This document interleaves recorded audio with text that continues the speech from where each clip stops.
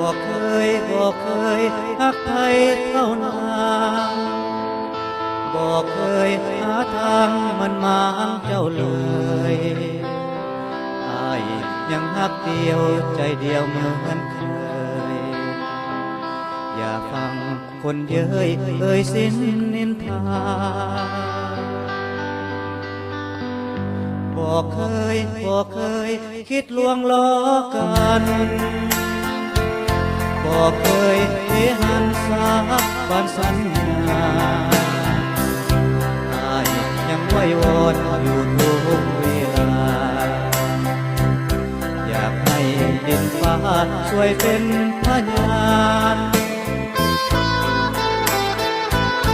ยังหักน้องอยู่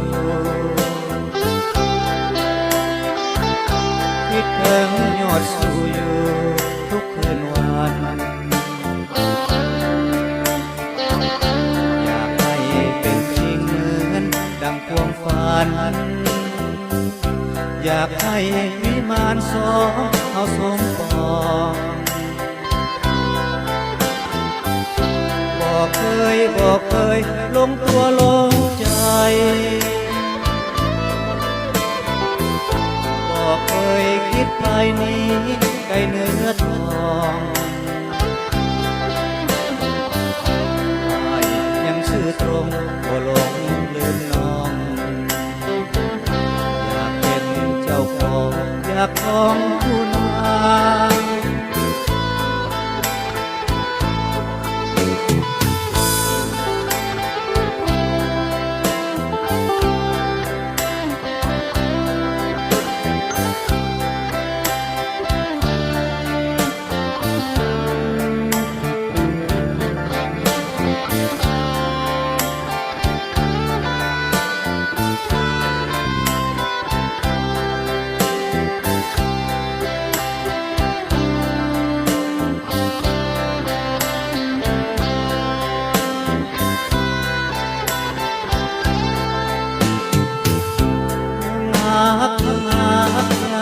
หักน้องอยู่คิดถึงยอดสู้อยู่ทุกคืนวันอยากให้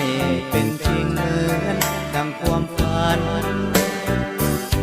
อยากให้วิมานสองเอาสม